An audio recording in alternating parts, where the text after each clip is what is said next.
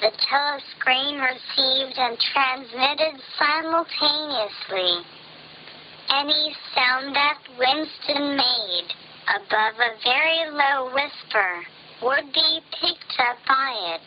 Moreover, so long as he remained within the field of vision, which the metal plaque commanded, he could be seen as well as heard. There was of course no way of knowing whether you were being watched at any given moment.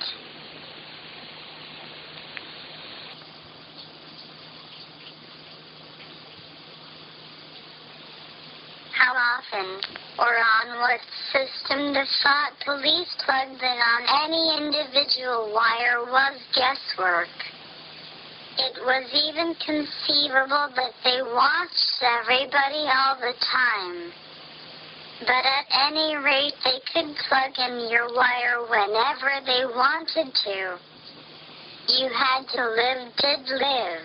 From habit that became instinct in the assumption that every sound you made was overheard, and except in darkness, every moment scrutinized.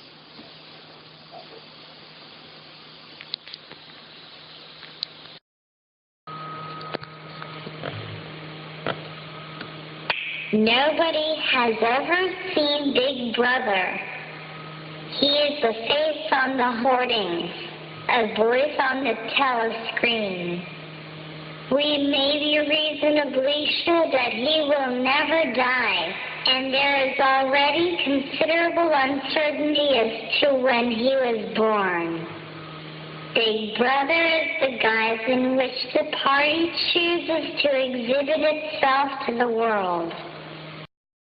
His function is to act as a focusing point for love, fear, and reverence, emotions which are more easily felt toward an individual than toward an organization.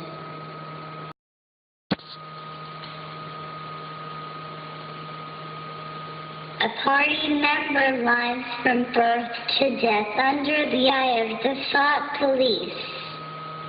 Even when he is alone, he can never be sure that he is alone. Wherever he may be, asleep or awake, working or resting, in his bath or in bed, he can be inspected without warning and without knowing that he is being inspected. Nothing that he does is indifferent. His friendships, his relaxations, his behavior toward his wife and children, the expression of his face when he is alone, the words he mutters in sleep, even the characteristic movements of his body, are all jealously scrutinized.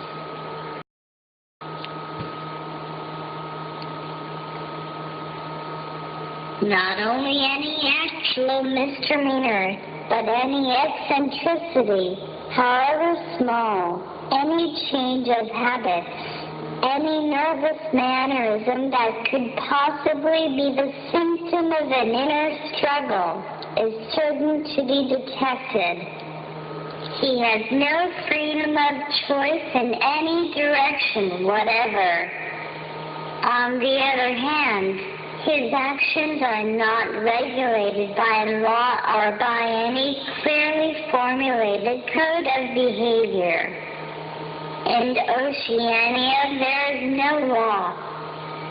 Thoughts and actions which, when detected, mean certain death are not formally forbidden, and the endless purges, arrests, tortures, imprisonments, and vaporizations are not inflicted as punishment for crimes which have actually been committed, but are merely the wiping out of persons who might perhaps commit a crime at some time in the future.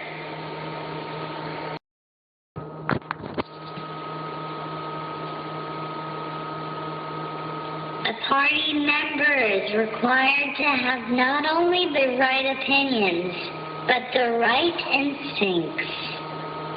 Many of the beliefs and attitudes demanded of him are never plainly stated, and could not be stated without laying bare the contradictions inherent in Ingsoc. If he is a person naturally orthodox in newspeak, a good thinker, he will in all circumstances know, without taking thought, what is the true belief or the desirable emotion. But in any case, an elaborate mental training, undergone in childhood and grouping itself around the newspeak words Krimestop, black-white, and double-think, makes him unwilling and unable to think too deeply on any subject whatever.